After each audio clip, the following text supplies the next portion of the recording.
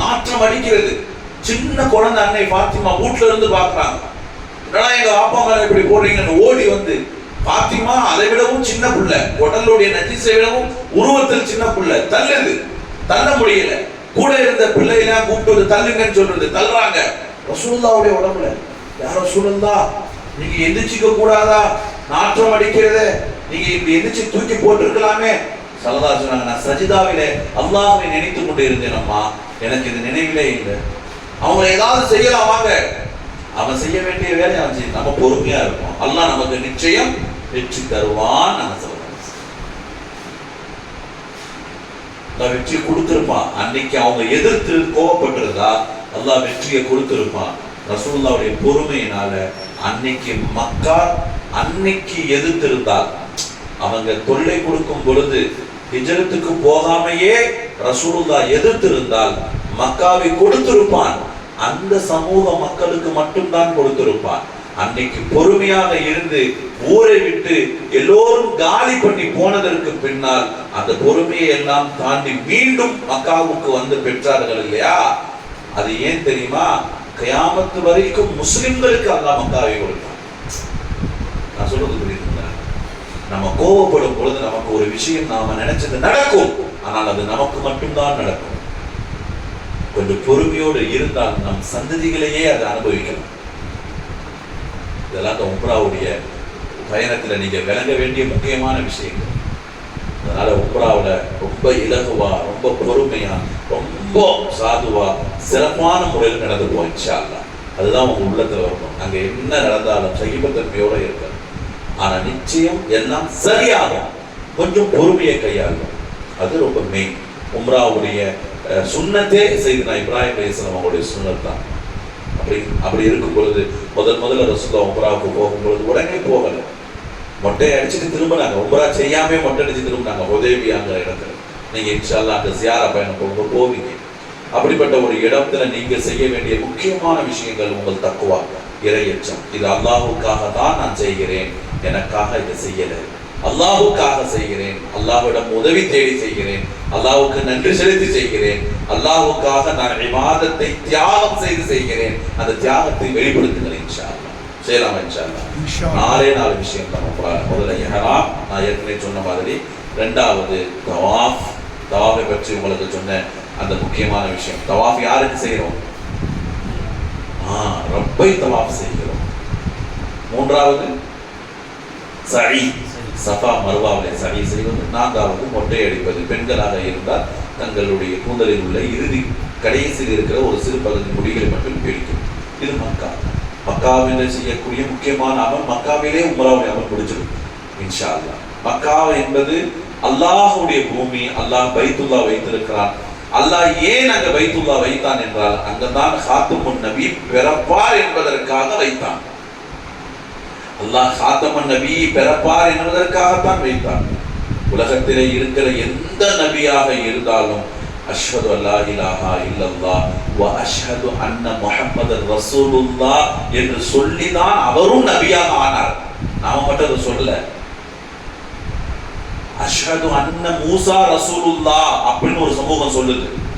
அஷ்ஹது அன்ன ஈசா ரசூலுல்லாஹ் அப்படின்னு ஒரு சமூகம் சொல்லிச்சு. நான் சொல்றது புரியுதா உங்களுக்கு? நாம ரசூலுல்லாஹ் சொன்ன மாதிரி சொன்னோம் இல்லையா? ஆனால் அந்த நபி யாரை சொன்னாங்க? நம்ம ரசூலுல்லாஹ் சொன்னாங்க.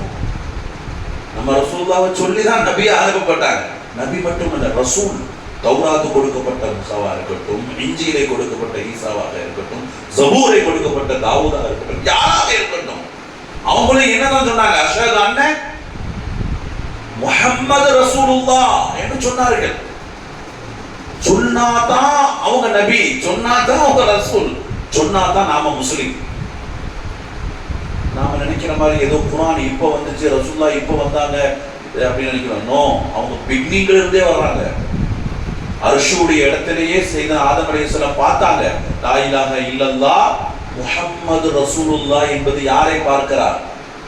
ஆதம் அலைஹிஸ்ஸலாம் பிறந்தவுடன் கீழே வந்து அவர்கள் படைக்கப்பட்ட அந்த மண் குலைத்ததற்கு பின்னால் சஜிதா செய்யும் பொழுது அந்த வாசகத்தை பார்க்கிறாங்கன்னா, ரசூலுல்லாஹ் ஒரு உன்னதமான மனிதர் இல்லையா? ரசூலுல்லாஹ் சாதாரண ஆள் கிடையாது. ஏதோ மனிதனாக நமக்கு கொடுக்கப்பட்ட பெரிய இது. அவங்க செய்யுதல் கவுனை ஈர் உலகத்திற்கும் அவங்க செய்யுது, மேலே உள்ள உலகத்துக்கும் அவங்க தான் செய்யுது.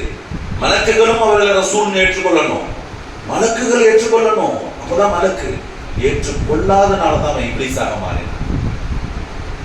ஏற்றுக்கொள்ளாதனாலதான் அவன் இப்லீஸாக மாறினான். மலக்கு சொல்ல போனா இப்லீஸ் கூட ரசூலுல்லாஹ்வை மறுக்கல, அல்லாஹ்வுடைய படைப்பை தான் மறுத்தான். ரசூலுல்லாஹ் வந்து பிடிச்சுக்கும். ஸல்லல்லாஹு அலைஹி வஸல்லம் உங்களுக்கு உள்ள ஷைத்தான் வேற, எனக்கு உள்ள ஷைத்தான் வேற. நாங்கள் ஸல்லல்லாஹு அலைஹி வஸல்லம் என்னுடைய ஷைத்தான் என் பாதையில வரவே மாட்டான். நாங்கள் ஸல்லல்லாஹு அலைஹி வஸல்லம் வரமாட்டோம். ஷைத்தான் எப்போ வருவான்னா, எந்த பொருள்ல நிழல் இருக்கோ அந்த பொருளுக்கு தான் ஷைத்தான் வருவான். கண்மணி ரசூலுக்கு நிழல் கிடையாது. முஹம்மது ரசூலுல்லாஹி ஸல்லல்லாஹு அலைஹி வஸல்லம் என்ன கிடையாது, நிழல் விடாது. ஷைத்தான் எனக்கு வரமாட்டான். உலகத்திலேயே நிழல் விழுந்த பிறகு வந்தான், ஆனா வந்தா ஓடிடுவான். அது யாருன்னா செய்தனா உமர் ரலியல்லாஹு அன்ஹு.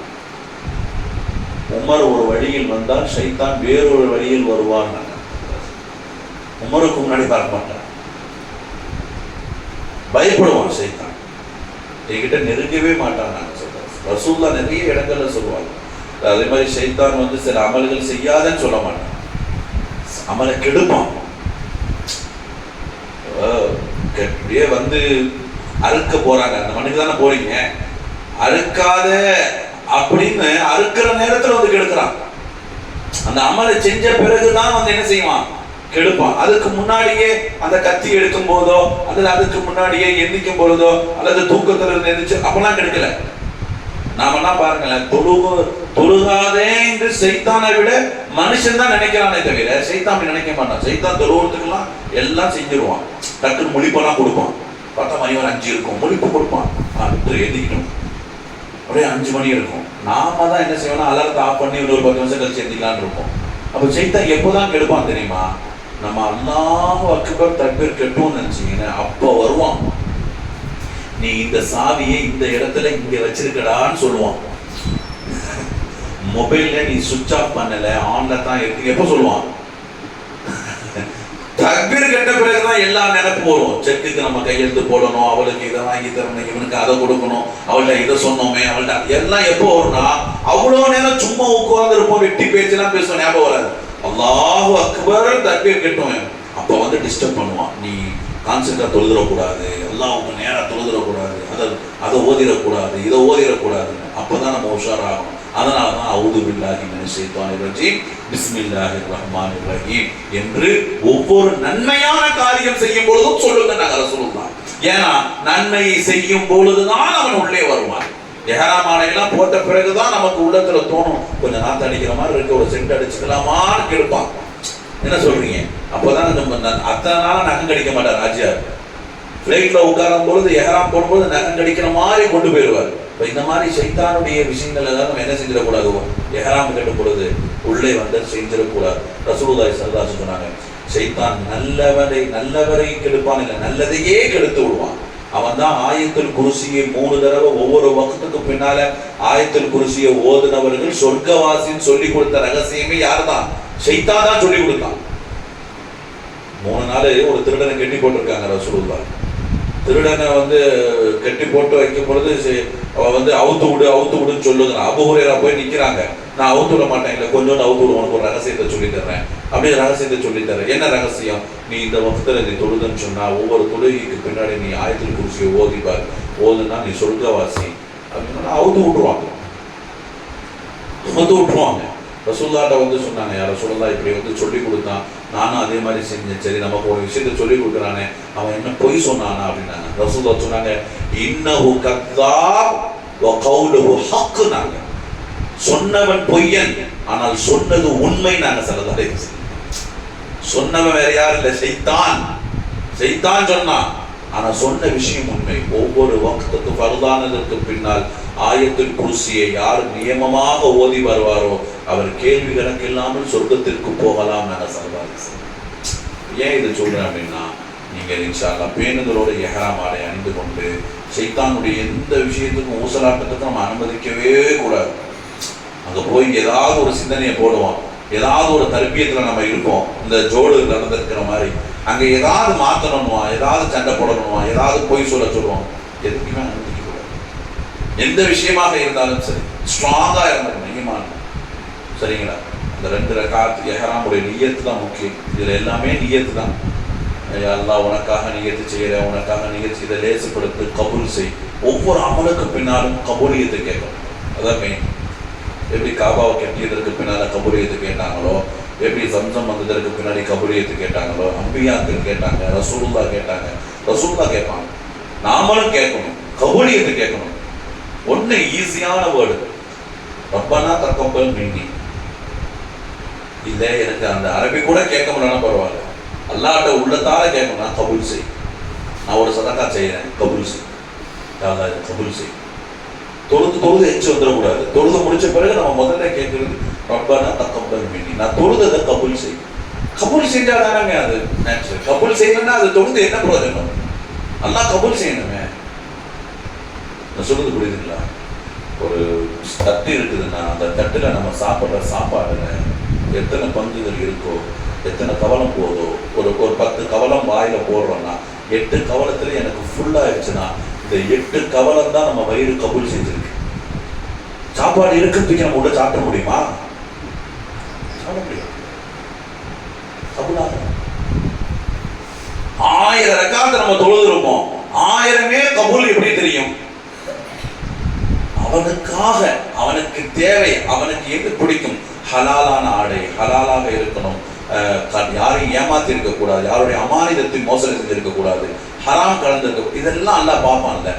இதெல்லாம் இருந்தாதான் அந்த ரக்காத்து கபூல், அந்த நோன்பு கபூல், அந்த இஹ்ராம் கபூல். பெருமையோடு இருக்கிற இஹ்ராமை மலக்குமார்கள் பிடிக்கு மூஞ்சில வீசப்படுகிறது என்று ஹதீஸிலே வருகிறது.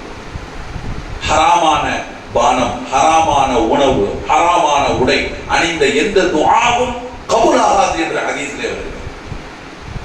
என்ன இருக்கிறது கொடுத்து இன்னொருவர்கிட்ட இருந்து நான் 100 கோடி அவன் தப்பா சம்பாதிச்சான், அதை நான் ஏழைக்காக நான் அதை பிடிக்கி நான் போய் தர்மம் செஞ்சேன், இதெல்லாம் நன்மையில வராது. அவன் தப்பா செஞ்சான், அது மக்களுடைய பணம் அப்படின்னாலும் உரிய இடத்தில் உரிய விஷயங்கள் ஒப்படைக்கப்பட்டு தான் அதை எடுத்து வரணும். அதான் ஹலால், அதான் மார்க்கம் சொல்லுது. இஹ்ராமை பேணுதலோட ஆணோ பெண்ணோ குளித்து கொண்டு அழகா, நீங்க குளிக்கும் பொழுது எவ்வளவு வேணா நறுமணமான வாசனமான பொருள் போட்டுக்கலாம், சோப்பு போட்டுக்கலாம், அத்தர் போட்டுக்கலாம், எல்லாம் பண்ணிக்கலாம். எப்போ? இஹ்ராமுக்கு முன்னாடி. இஹ்ராம் போட்டு நியத்து வைத்துட்டோம்னு சொன்னா அந்த நறுமண பொருள்களோ, கத்தரிப்பதோ, டை அடித்துக் கொள்வதோ, அந்த ட்ரிம் பண்ணி கொள்வதோ எதுவுமே இருக்கக்கூடாது. அது அப்படியே எல்லாமே ஸ்டாப் ஆயிடும். ஆணோ பெண்ணோ யாராக இருந்தாலும் இஹ்ராம் அணிந்து நியத்து வந்ததுக்கு அப்புறம் ஒழு முடிஞ்சா பிரச்சனை இல்லை, அதெல்லாம் ஒன்றும் பிரச்சனை இல்லை. அதை குளிப்பையே கடமையாயிருச்சு, இயற்கையா கடமையாயிருச்சு, நோ ப்ராப்ளம். இஹ்ராம் முடிஞ்சிருமா? அதெல்லாம் முடியாது. ஆனால் இஹ்ராமில் சொல்லப்பட்ட விதிகளை மீறக்கூடாது. ஆண் பெண் கலந்துடக்கூடாது, கணவன் மனைவி கலந்துடக்கூடாது, மகரமான நிலைகள் எப்படி இருக்கணுமோ அதே மாதிரி இருந்து கொள்ளணும், பேணுதலோடு இருந்துக்கணும். பேனை கூட குத்திடக்கூடாது, கொசுவை அடிச்சிடக்கூடாது, எதையும் எந்த உயிரையும் நம்ம சேதப்படுத்திடக்கூடாது. சொல்ல போனா மரத்தை கூட வெட்டிடக்கூடாதுன்னு சொல்லுவாங்க. ஒரு மரம் ஒரு உயிர், வெட்டக்கூடாது. என் முடி தானா உதிருது பிரச்சனை இல்லை, நானா புடுங்க கூடாது, நானா வெட்டிடக்கூடாது. இதெல்லாம் இஹ்ராமுடைய தடை. இன்ஷா அல்லாஹ் 2 ரக்காத்து தொழுவோம். அல்லாஹு அக்பர், சூரத்துல் ஃபாத்திஹா எப்பவுமே போல எல்லா தொழுமே சனா ஓதி தொழுவோம். குல்யாஹில் காஃபிரூன் துணை சூரா, 2வது சூரா குல்வதாக. சரிங்களா? 2வது ரக்காத்து அதே மாதிரி இன்ஷா அல்லாஹ் குல்வதாக துணை சூரா. 2 ரக்காத் இஹ்ராம் வேறு. நீங்க எப்போ வழக்கம் போல சஃபருக்கு தொழுகிற மாதிரி அதெல்லாம் இஹ்ராம் உம்ராவுடைய அமல்ல வராது. உம்ராவுக்கு இஹ்ராமுக்கு 2 ரக்காத் அவ்வளவுதான். இன்ஷா அல்லாஹ் எப்பவுமே நீங்க சஃபர் தொழுவீங்க 2 ரக்காத், அது தொழுதுக்கணும். ஒரு பயணத்துக்கு போற மாதிரி நம்ம தொழுகிறது இல்லை என்றாலும் இனிமேலாவது இன்ஷா அல்லாஹ் இதுல இருந்து தொழுவ ஆரம்பிக்கணும். சரிங்களா? வரக்கூடிய காலங்கள்ல சஃபருக்கு 2 ரக்காத் தொழுவுங்க. ஆனா அதெல்லாம் உம்ராவுடைய அமல் கிடையாது. இது நம்ம ஜோடுல நம்ம அஹ்மது அஜ்ஜன் உம்ரா சர்வீஸ் மூலமாக நம்ம தர்கீயத்தினால சொல்றோம் இல்லை. இன்ஷா அல்லாஹ் சுக்குருக்காக 2 ரக்காத் தொழுவுங்க. போகும்பொழுது இஹ்ராம் அணிஞ்சிட்டோம், எல்லாம் இவ்வளவு பெரிய ஃபதீலத்தை கொடுத்துருக்கேன், உனக்கு நான் நன்றி செலுத்துறேன். இதெல்லாம் உம்ராவுடைய அமல்ல வராது. உம்ராவுடைய அமல் 2 தான் வரும். நாம எக்ஸ்ட்ரா உங்களுக்கு சொல்றோம். தொழுதுனா எத்தனையோ தொழுதுகிட்டே இருக்கலாம். இதெல்லாம் தொழுதுட்டு இன்ஷா அல்லாஹ் நீங்க சஃபர் செய்யுங்க. இன்ஷா அல்லாஹ் இன் ஷக்கர்தும் லஅஸீதன்னக்கும். எனக்கு நீ நன்றி செலுத்தினா உனக்கு நான் அதிகப்படுத்துவேன் அல்லாஹ் சொல்றான். உம்ராவுக்கு அடுத்து என்ன இருக்கு பெருசு? ஹஜ்ஜி தானே. அது அல்லாஹ் அந்த ஹஜ்ஜை நமக்கு நசீபாக்கணும். நமக்கு ஆயுள் கிடைச்சிரும், பொருளாதாரம் கிடைச்சிரும், கடன் இல்லாம இருக்கலாம், நோய் நொடி இல்லாம இருக்கலாம், ஆரோக்கியம் கிடைச்சிரும். இதெல்லாம் இருந்தா தானே நம்ம ஹஜ்ஜி செய்வோம். அதுவே போதுமே. மறுமையை தேடலாம் இன்ஷா அல்லாஹ். அதனால அந்த மாதிரி அமல்கள் இன்ஷா அல்லாஹ் ஈடுபட்டு நம்ம உம்ராவுக்கு பெறப்படுவோம்.